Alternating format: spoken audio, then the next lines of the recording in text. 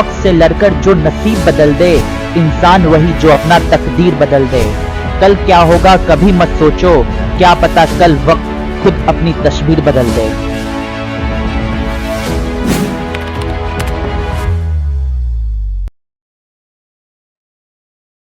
Welcome to our intellectual quality और learning platform. तो हम अपने इस प्लेटफॉर्म के माध्यम से आपको भारतीय संविधान की अनुसूची को कवर करेंगे। इस अनुसूची में मैं सारे डिटेल पॉइंट्स को कवर करूंगा और इस संपूर्ण अनुसूचियां एक ही वीडियो में आपको मिल जाएगी। इससे बाहर अनुसूची में कुछ भी नहीं पूछे जाएंगे एग्जाम में। इसको एक बार जरूर देखिए और शेयर करिए। इससे बाहर आपको एक भी अनुसूची से नहीं पूछी जाएगी। तो बिना समय को गवाए हुए हम अपने भारतीय संविधान की अनुसूची की ओर आगे बढ़ते हैं। तो सबसे पहले जानते हैं कि अनुसूचियां क्या है। अनुसूची अधिनियम का एक हिस्सा है जिसमें अतिरिक्त जानकारी होती है जो विधायी दस्तावेज के मुख्य भाग में नहीं लिखी गई है। तो सबसे पहले आपको यह जानना होगा कि भारतीय संविधान एक प्रकार की पुस्तक है जिसमें सारे उल्लेखों के बारे में दर्ज की गई है। आपके नैतिक दिनों के बारे में, नैतिक चर्चाओं के बारे में, आपकी दैनिक चर्चाओं के बारे में, आपका क्या सही है क्या गलत है, कानून से रिलेटेड हर एक संविधान में लिखा गया आपकी सारी शक्तियां इस एक पुस्तक में लिखी हुई है। लेकिन ये जो अनुसूची है इसको एक अलग रखा गया है और ये एक हिस्सा है जो अनुसूची अधिनियम का एक पार्ट है जिसके अतिरिक्त बहुत सारी जानकारियों को एक दस्तावेज में रखा गया। तो ये है अनुसूचियां क्या है इसके बारे में जानकारी। उसके बाद हम जानेंगे कि अनुसूचियां कितनी है। आज हमारे भारतीय संविधान की कुल 12 अनुसूचियां हैं, ठीक है, जिसमें हम लोग 12 शेड्यूल्स के बारे में पढ़ते हैं। अनुसूची को इंग्लिश में हम लोग शेड्यूल्स कहते हैं, शेड्यूल्स ऑफ इंडियन कॉन्स्टिट्यूशंस। तो आज हमारे भारतीय संविधान में टोटल 12 अनुसूचियां हैं। लेकिन जब संविधान बनकर तैयार हो गया था, संविधान को जब लागू किया गया था, तो साल 1950 की बात है जब भारतीय संविधान में टोटल 8 अनुसूचियां ही थी। उसके बाद अनुसूचियां को संविधान संशोधन करके इसे जोड़ा गया। तो चलते हैं इसके और भी पॉइंट्स के बारे में। क्वेश्चन नंबर 3 हमारा क्या है कि भारतीय संविधान में अनुसूचियां का उल्लेख क्यों किया गया। किसी चीज के पीछे की कुछ ना कुछ वजह होती है, तो उस वजह को जानेंगे कि अनुसूचियां को जोड़ने की क्या वजह थी। जबकि सारे आर्टिकल्स, सारे अनुच्छेद को जोड़े गए थे सिस्टमैटिक वे से, बट कुछ ऐसी प्रावधानें लाई गई जिसके माध्यम से अनुसूचियां को जोड़ी गई। तो जानते हैं आखिर अनुसूची को क्यों जोड़ी गई। ये क्वेश्चन नंबर 3 है हमारा। तो इसके डिटेल पॉइंट्स के बारे में जानते हैं। प्रावधानों के बारे में अतिरिक्त जानकारी जोड़ने के लिए ही भारतीय संविधान में अनुसूचियों का उल्लेख किया गया। तो आपको ये भी पॉइंट्स याद रख के चलने होंगे कि जो भी एक्स्ट्रा पॉइंट्स जो आर्टिकल्स में मेंशन नहीं है उस चीज को मेंशन करने के लिए अनुसूचियां का उत्पन्न किया गया, अनुसूचियां को लाया गया, डेवलप किया गया, जिसे हम लोग भारतीय संविधान की अनुसूची के नाम से जानते हैं। मैंने आपको बताया कि आज के समय में टोटल 12 अनुसूची हैं। तो एक एक करके मैं सारे अनुसूची को कवर करूंगा। तो चलते हैं अपने पहली अनुसूची के बारे में। तो हमारा पहला अनुसूची क्या बताता है। तो ये पहला अनुसूची जो आर्टिकल जो मेंशन है उसके पार्ट 1 यानी भाग 1 में संघ और उसके क्षेत्र का जिक्र किया गया है। इसी चीज को मेंशन पहले अनुसूची में किया गया है जिसमें राज्यों के नाम और उनके क्षेत्रीय अधिकार क्षेत्र को सूचीबद्ध करता है। इसी के दौरान इसमें यह भी उल्लेख है कि केंद्र शासित प्रदेश के नाम और उनके क्षेत्रीय विस्तार को सूचीबद्ध करता है।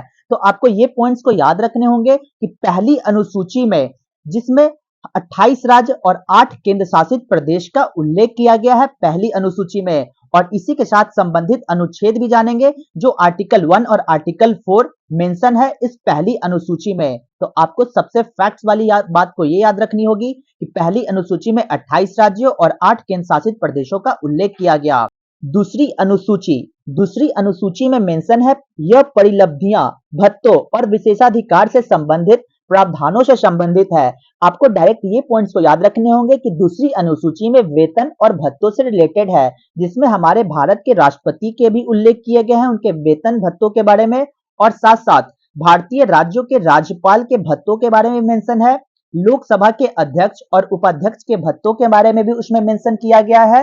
राज्यसभा के सभापति और उप सभापति के भत्तों का भी मेंशन किया गया है। राज्य विधानसभाओं के अध्यक्ष और उपाध्यक्ष के भत्तों के बारे में भी जिक्र किया गया है। राज्य के विधानसभाओं के अध्यक्ष और उपाध्यक्ष के वेतन और भत्तों के बारे में इसमें जिक्र है। सर्वोच्च न्यायालय के न्यायाधीश, उच्च न्यायालय के न्यायाधीश के भी वेतन और भत्तों का इसमें जिक्र किए गए हैं। इसमें सैलरीज, पैसे और अलाउंसेस, उनके भत्तों के बारे में शेड्यूल 2 दूसरी अनुसूची में जिक्र किया गया है। तो आपको ये पॉइंट्स को याद रखने होंगे कि जो हमारे भारत के प्रेसिडेंट और स्टेट के गवर्नर को जो अलाउंसेस यानी कि जो वेतन भत्ते दिए जाते हैं उनको इमोलूमेंट्स कहा जाता है। इमोलूमेंट्स कहा जाता है और इसी को हिंदी में हम लोग कहते हैं उपलब्धियां। इनके बदले जो इनको वेतन दिया जाता है उनके वेतन को हम लोग वेतन नहीं करते हैं, इनके वेतन को उपलब्धियां कहा जाती है, क्योंकि भारत के राष्ट्रपति हमारे भारत के सर्वोच्च नागरिक है और इसीलिए प्रेसिडेंट और स्टेट के गवर्नर को इमोलूमेंट्स के रूप में उन्हें वेतन दिए जाते हैं, जिसे हम लोग उपलब्धियां कहते हैं। तो ये सारे फैक्टर्स को याद रखना होगा और साथ साथ यहाँ पे भारत के नियंत्रक और महालेखा परीक्षक का भी जिक्र किया गया है, जिसे हम लोग इंग्लिश में अटॉर्नी जनरल ऑफ इंडिया कहेंगे।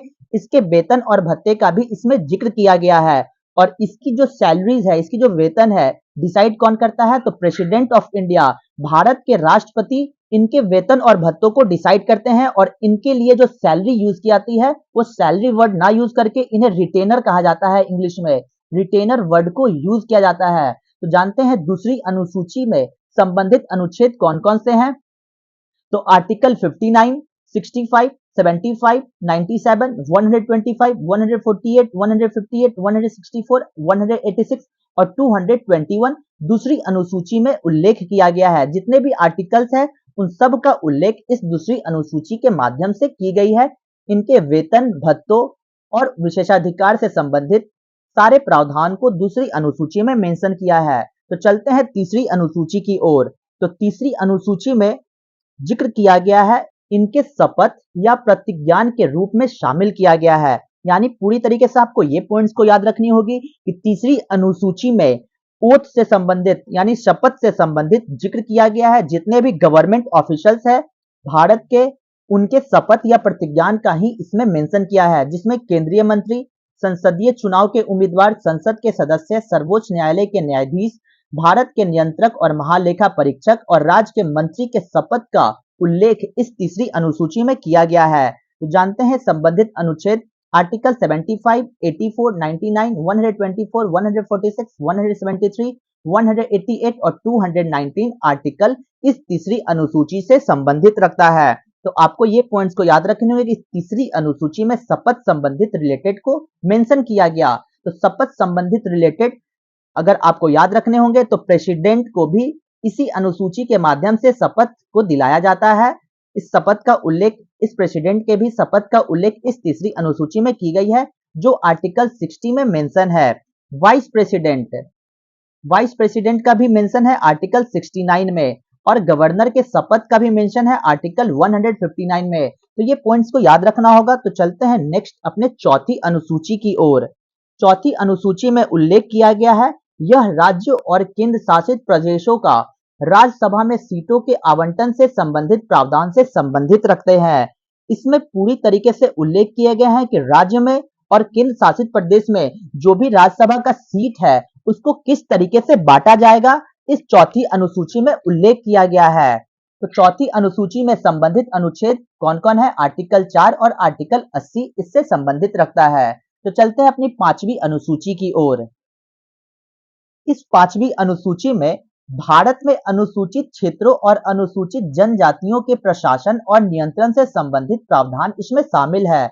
हमारे भारत क्षेत्र में जितने भी अनुसूचित क्षेत्र हैं और उन अनुसूचित जनजातियां हैं, उनके प्रशासन और उनके नियंत्रण से संबंधित प्रावधान पांचवी अनुसूची में उल्लेख किया गया। इसके संबंधित आर्टिकल कौन कौन है? तो एक आर्टिकल है 244 जो पांचवी अनुसूची से संबंधित रखता है। तो छठी अनुसूची की ओर चलते हैं। तो छठी अनुसूची में क्या उल्लेख है? इसमें अनुसूची राज्यों में जनजातीय क्षेत्रों के प्रशासन से संबंधित प्रावधानों से संबंधित है। यानी कि छठी अनुसूची में ये उल्लेख किया गया है कि इसमें अनुसूची राज्यों में जो जनजातीय क्षेत्र हैं उनके प्रशासनों के संबंधित प्रावधानों का अधिकार, प्रावधानों से रिलेटेड संबंधित जितने भी चीजें हैं वो छठी अनुसूची में मेंशन की गई है और इसमें 4 राज्य को मेंशन किया है, जिसको हम लोग शॉर्ट ट्रिक में याद कर सकते हैं AMTM। ए से असम, एम से मेघालय, टी से त्रिपुरा और एम से मिजोरम। आपको ये पॉइंट्स याद रखने होंगे। इसके संबंधित अनुच्छेद कौन कौन से हैं? तो आर्टिकल 244 और 275। तो आपको ये पॉइंट्स को याद रखने होंगे कि स्पेशल प्रोविजन यानी कि स्पेशल शक्ति दी गई है, प्रावधान दिए गए हैं उनके प्रशासनिक क्षेत्रों को। तो किसको? तो स्पेशल एडमिनिस्ट्रेटिव एरिया, अनुसूची राज्य और जनजातीय क्षेत्रों के प्रशासन से संबंधित छठी अनुसूची में उल्लेख किया गया और इन्हीं को विशेष प्रशासनिक क्षेत्रों का दर्जा भी दिया गया। तो ये सारे फैक्टर्स शेड्यूल 6 में मेंशन है। तो चलते हैं अपने 7वीं अनुसूची में। 7वीं अनुसूची सुनते ही आपको माइंड में ये याद रखनी होगी कि इस अनुसूची में 7 फेरे से रिलेटेड रखिएगा। जैसे ही शादी के बंधन में अगर 7 फेरे में बनते हैं तो बहुत सारी लिस्ट हमें मिलती है, तो उसी माध्यम से आप इस 7वीं अनुसूची को याद रखिएगा। इसमें 3 सूचियां को शामिल की गई जो संघ और राज्यों के बीच शक्तियों को बंटवारा करती है। शक्तियों का बंटवारा केंद्र में और राज्य में जो भी शक्तियों का बंटवारा होगा ये 7वीं अनुसूची के अंतर्गत की जाएगी। इसमें 3 सूची को डाली गई है, इंग्लिश में लिस्ट कहेंगे। जैसा कि मैंने आपको बताया 7वीं अनुसूची से याद रखिएगा 7 फेरे, और 7 फेरे होते ही आपको लिस्ट मिल जाएंगे, ये सामान लाना है, वो सामान लाना है, इसलिए लिस्ट के माध्यम से आपको याद रखिएगा। इसमें 3 सूचियों को जिक्र किया गया। पहली सूची संघ सूची, दूसरी सूची राज्य सूची और तीसरी सूची समवर्ती सूची। तो इस संघ सूची का मतलब होगा यूनियन लिस्ट। इसमें केंद्र सरकार के द्वारा जितने भी कानून है, जितने भी प्रावधान है, जितने भी लॉ है, वो सारे यूनियन गवर्नमेंट के द्वारा बनाई जाएगी। राज्य सूची हो गया स्टेट लिस्ट, और स्टेट लिस्ट का पूरा उत्तरदायी होगा स्टेट गवर्नमेंट। और समवर्ती सूची जिससे को हम लोग कॉन्करेंट लिस्ट कहेंगे। इस कॉन्करेंट लिस्ट में दोनों स्टेट राज्य बोल सकते हैं और यूनियन सेंट्रल बोल सकते हैं, तो दोनों के आपसी संबंधों से इस समवर्ती सूची में कानून को बनाया जा सकता है, इसलिए इसको सूची 3 समवर्ती सूची यानी कॉन्करेंट लिस्ट में मेंशन किया। यहाँ पे आपको ये भी पॉइंट्स याद रखने होंगे कि संघ सूची में पहले कितने विषय हुआ करते थे। तो संघ सूची में पहले 100 सब्जेक्ट्स हुआ करते थे, यानी कि 100 विषय है, और उसी विषय को मेंशन किया गया कि ये संघ सूची है, इस पर सेंट्रल गवर्नमेंट के द्वारा ही कानून बनाई जाएगी। तो पहले 100 सब्जेक्ट्स, लेकिन अब टोटल 97 सब्जेक्ट्स हो गए हैं यूनियन गवर्नमेंट के पास। स्टेट गवर्नमेंट के पास चलते हैं, तो स्टेट गवर्नमेंट के पास पहले 66 सब्जेक्ट्स हुआ करती थी, लेकिन इसमें से 5 सब्जेक्ट उठाकर कॉन्करेंट लिस्ट में मेंशन कर दिया, तो अब इसमें टोटल 61 सब्जेक्ट्स बच चुके हैं। समवर्ती सूची में पहले कितने सब्जेक्ट्स होते थे? तो पहले 47 सब्जेक्ट्स होते थे, लेकिन 5 सब्जेक्ट्स राज्य सूची से उठाकर समवर्ती सूची में ऐड कर दी गई, तो अब इसमें टोटल 52 सब्जेक्ट्स हो चुके हैं। तो आपको ये सारे पॉइंट्स को याद रखने में एक-एक पॉइंट्स बहुत ही इंपॉर्टेंट है हमारे एग्जाम पॉइंट ऑफ व्यू से। तो जो 5 सब्जेक्ट्स को हटाया गया, आपको ये पॉइंट्स पहले याद रखने होंगे कि अगर हम संविधान में छेड़छाड़ करते हैं, तो उसको छेड़छाड़ करने के लिए भी हमें संविधान में संशोधन करना जरूरी है। बिना संशोधन के कोई भी चीज को हम लोग संविधान से उठाकर किसी भी चीज में मेंशन नहीं कर सकते हैं। तो आप यहाँ पर देखिएगा कि जैसे ही ये 5 सब्जेक्ट्स को राज्य सूची से उठाकर समवर्ती सूची में डाली गई, तो इसके लिए भी संविधान में संशोधन करना पड़ा होगा। तो वो कौन सा संशोधन था? तो 42वां संशोधन 42nd अमेंडमेंट एक्ट 1976 के तहत स्टेट लिस्ट से ये जो राज्य सूची है इससे 5 सब्जेक्ट निकालकर कॉन्करेंट लिस्ट में ऐड कर दी गई। तो आपको ये पॉइंट्स याद रखने होंगे कि ये जो 5 सब्जेक्ट्स को राज्य सूची से निकालकर समवर्ती सूची में डाली गई, तो वो 42वां संविधान संशोधन 1976 के तहत ये प्रावधान को किया गया। तो ये सारे फैक्टर्स को आपको याद रखना होगा। और सबसे इंटरेस्टिंग फैक्ट कि 7वीं अनुसूची में आर्टिकल 246 से संबंधित 8वीं अनुसूची के बारे में जानते हैं। 8वीं अनुसूची में उल्लेख की गई है, भाषाओं के जिक्र इसमें किया गया है, और ये संविधान जब हमारा बनकर तैयार हुआ था उस टाइम 8वीं अनुसूची थी। आगे की अनुसूची को संविधान संशोधन के माध्यम से इसे जोड़ा गया था। तो आपको ये पॉइंट्स याद रखने होंगे कि इस 8वीं अनुसूची में संविधान अपनाए जाने के समय भारतीय संविधान में 14 भाषाएं थी, और जो आगे की 8 भाषाएं को जोड़ी गई वो संविधान संशोधन के माध्यम से जोड़ी गई, उसका मैं जिक्र यहाँ पे करूंगा। तो सबसे पहले आप ये 14 भाषा को जान जाइए। पहली थी असमिया, बंगाली, गुजराती, हिंदी, कन्नड़, कश्मीरी, मलयालम, मराठी, उड़िया, पंजाबी, संस्कृत, तमिल, तेलुगु और उर्दू। ये 14 भाषाएं थी जब हमारा भारतीय संविधान 26 जनवरी 1950 को अपनाया गया था। उसी दौरान 8वीं अनुसूची में 14 भाषाएं की जिक्र थी। आगे की भाषाएं को संविधान के संशोधन के द्वारा जोड़ा गया था। तो सबसे पहला 15 भाषा सिंधी भाषा को 1967 में 21वें संविधान संशोधन द्वारा जोड़ा गया। किस भाषा को? तो सिंधी भाषा को 1967 में 21वें संविधान संशोधन द्वारा जोड़ा गया। 16, 17 और 18 तीन भाषाएं और जो कोंकणी, मणिपुरी और नेपाली को 1992 में 71वें संविधान संशोधन द्वारा जोड़ा गया। यहाँ पे एक एक पॉइंट्स को आपको याद रखकर चलनी होगी। 14 भाषाएं पहली जोड़ी गई थी जब हमारा भारतीय संविधान को अपनाया गया था। 21वीं संविधान संशोधन 1967 में सिंधी भाषा को जोड़ा गया और ये 15वां लैंग्वेज बना। 16 लैंग्वेज कोंकणी, 17 मणिपुर, 18 नेपाली को 1992 में 71वें संविधान संशोधन द्वारा जोड़ा गया। 19, 20, 21 और 22 संथाली, मैथिली, बोडो और डोगरी को 2003 में 92वें संविधान संशोधन द्वारा जोड़ा गया। आपको ये भी पॉइंट्स याद रखने होंगे सारे। टोटल मिलाकर अब हमारे भारतीय संविधान में 22 भाषाएं हो गई है। तो ये 22 भाषाओं का उल्लेख 8वीं अनुसूची में है। फिर से मैं कवर करता हूं। 21वीं संविधान संशोधन 1967 के तहत सिंधी भाषा जोड़ी गई। 1992 में 71वें संविधान संशोधन द्वारा कोंकणी, मणिपुरी और नेपाली को जोड़ा गया। 92वें संविधान संशोधन 2003 के द्वारा संथाली, मैथिली, बोडो और डोगरी को जोड़ी गई। तो चलते हैं इसके संबंधित आर्टिकल की कौन कौन आर्टिकल इसमें उल्लेख है। तो आर्टिकल 344 और आर्टिकल 351 इस 8वीं अनुसूची से उल्लेख रखता है, संबंधित रखता है। तो चलते हैं हम अपनी 9वीं अनुसूची की ओर। तो हमारी 9वीं अनुसूची क्या है? इस 9वीं अनुसूची में पहला प्रावधान किया गया था, जैसा कि मैंने आपको बताया कि 8वीं अनुसूची तक ही हमारा भारतीय संविधान जब बनकर लागू हुआ था तो 8वीं अनुसूची थी। 9वीं अनुसूची को 1991 में प्रथम संशोधन द्वारा जोड़ा गया, यानी कि फर्स्ट अमेंडमेंट एक्ट। अगर आपसे पूछा जाए कि फर्स्ट अमेंडमेंट एक्ट कब किया गया था, तो 1951 में फर्स्ट अमेंडमेंट एक्ट किया गया था और इसी एक्ट के माध्यम से 9th शेड्यूल को जोड़ा गया भारतीय संविधान में। और इसमें भूमि स्वामित्व, भूमि कर, रेलवे, उद्योगों से संबंधित अधिनियम और आदेश शामिल है।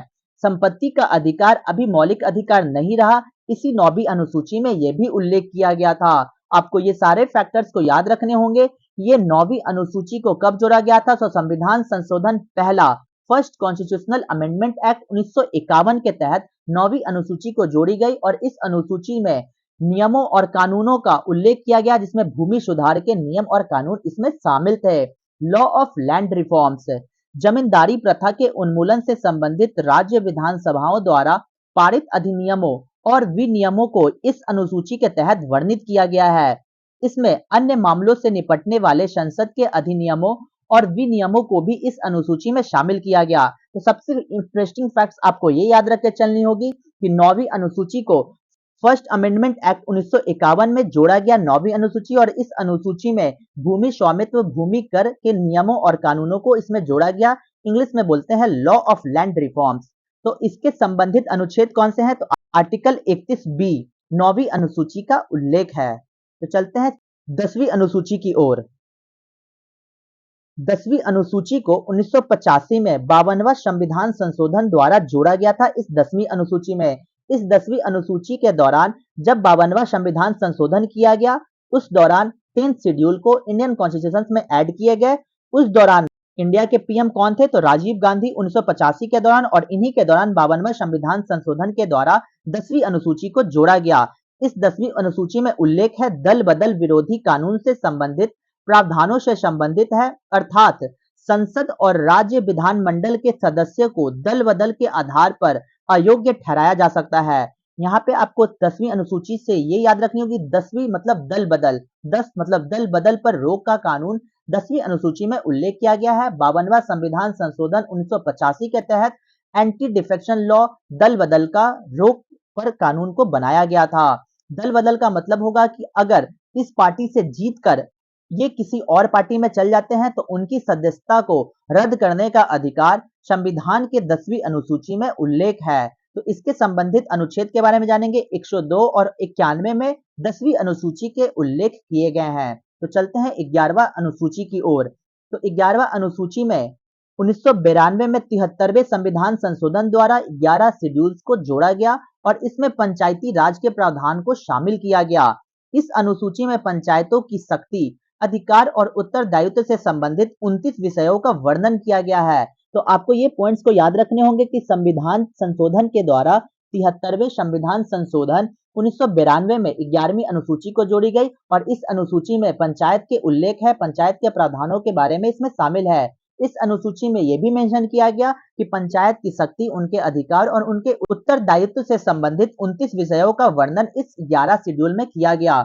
इस टाइम प्राइम मिनिस्टर कौन थे? तो इस time prime minister PV Narasimha Rao हुआ करते थे। तो ये सारे पॉइंट्स याद रखने होंगे क्योंकि एग्जाम में ये भी पूछ सकता है कि उस दौरान प्राइम मिनिस्टर कौन था? तो प्राइम मिनिस्टर पीवी नरसिम्हा राव जी। 1992 में जब 73वां संविधान संशोधन के द्वारा 11 शेड्यूल को जोड़ा गया तो हमारे भारत के प्रधानमंत्री पीवी नरसिम्हा राव जी थे।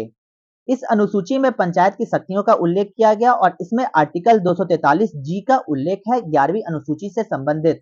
तो चलते हैं अपनी 12वीं अनुसूची में। तो 12वीं अनुसूची में उल्लेख किया गया है 1992 में 74वें संविधान संशोधन द्वारा इस 12वीं अनुसूची को जोड़ा गया।